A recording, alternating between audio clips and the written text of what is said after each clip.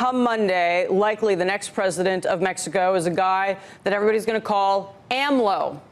That's an acronym. Stands for Andrés Manuel López Obrador. You refer to him as President López Obrador or President López, but it is not President Obrador. Remember, we Latins long names, two last names, President López. Exactly.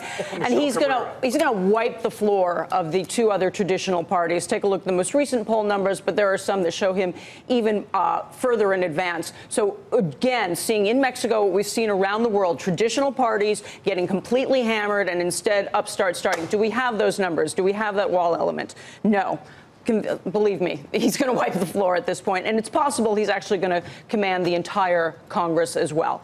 There was a long time that people were very concerned about this guy. This is the third time he's running for president. Third time is the charm.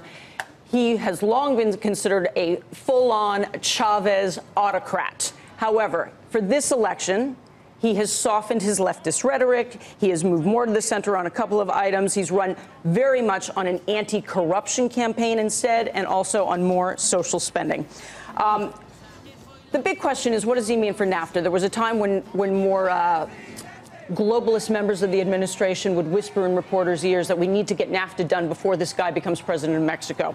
I think it became pretty clear that President Trump wasn't all that worried about when it was going to get done, or if it would get done. And at the same time, there's now a belief that maybe it's easier to get a deal done with AMLO instead because, one, President Trump might like him. He's very nationalist. Real strongman kind of thing, number one. Number two, one of the demands is that the U.S. has made to Mexico is raise your wages. And AMLO absolutely likes that. Now, why would the U.S. want to do that? Take a look. Do we have this element? Manufacturing wages in the three NAFTA countries. In Mexico, $4 per hour. Compared to the United States, $39 per hour, in Canada, $30 per hour. And then when you add in the decline in the peso, take a look at this. Mexicans think they made more money in 2015 and 2016 because the peso wage went up. But in fact, when you include what happened with the dollar, when it comes to a U.S. company hiring people in Mexico, it's just gotten cheaper and cheaper and cheaper. Why? Because of that productivity chart that we just showed you. Productivity in the United States has gone up dramatically, whereas productivity in Mexico has gone nowhere. Hey there, thanks for checking out CNBC on YouTube. Be sure to subscribe to stay up to date on all of the day's biggest stories. You can also click on any of the videos around me to watch the latest from CNBC. Thanks for watching.